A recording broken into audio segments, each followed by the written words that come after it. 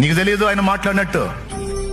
నీ కోసం, నీ పక్షంగా ఆయన మాట్లాడాల్సిన వాళ్ళతో మాట్లాడతాడు. ఆయన చేయాల్సిన విధంగా కార్యాలు చేస్తాడు. ఆయన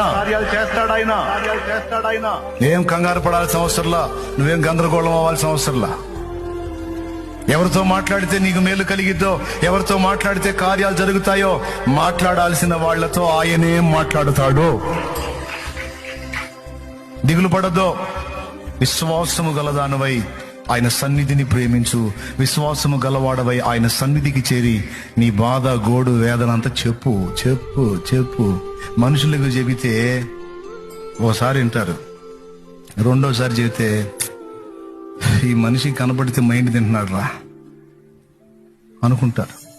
10 మంది దగ్గరికి వెళ్ళి నీ బాధ 10 సార్లు 10 మందికి చెప్పుకునే కంటే ఆ 10 సార్లు ఒక్క దేవుడు, నీ ప్రభు అయిన యేసు దగ్గరికి వెళ్ళి చెప్పుకో 10 సార్లు.